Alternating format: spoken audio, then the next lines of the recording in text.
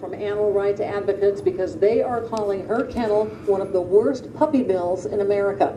Local 4's Guy Gordon has been looking into this after a tremendous amount of complaints. Guy? Yeah, from former customers, also from other breeders. A lot to this story. This is the Gabriel's Ark webpage. It also goes by Shane Dior. Golden's cute, cuddly, and clean puppies. But this is what the Humane Society of the U.S. is putting on its homepage, its big report, 101 Damnations. That is one of the Farmington Hills dogs in a cage that you can see is too small, and Animal Control says that on that day, that was the least of the problems. Karen Irwin worked at Gabriel's Ark and began taking pictures and building a complaint shortly after taking the job.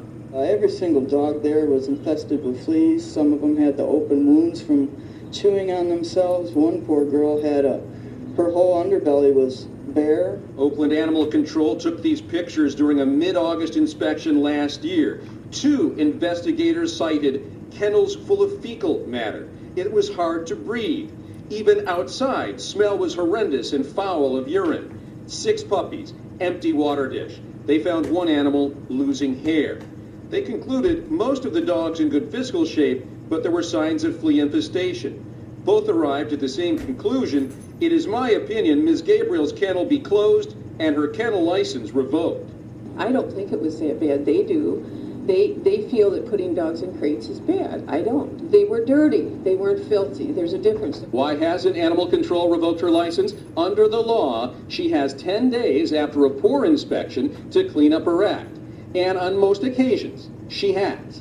But animal advocates say the complaints resume within a few months of the license being restored, that it's a pattern they've documented in this hefty binder over several years. She's a chronic offender, so we think that enforcement is really key when you have these chronic people. You've had 22 complaints since 2009. But they've all been wrong. The complaints from people have always been fictitious. Haunts me to this day. It's like seeing an ASPCA commercial repeatedly 100 times a day.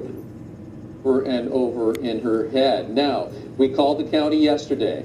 They did a surprise inspection on the kennels yesterday as well, and the director, Robert Gatt, told me this is what they found. Quote, things were fine. She is in compliance. Regarding the deplorable conditions in August, he said the animals were not in jeopardy. The animals were fine. My goal is to make the animals safe, not shut people down. We should point out that a veterinarian did not go along on those 2 inspections. And the animal rights activists say when you see conditions that bad, there is no way that the animal isn't being impacted in some way. Farmington Hills is still going to go after this kennel on a zoning violation. That hearing is coming up 1 week from today. From the newsroom, I'm Guy Gordon, Local 4. Back.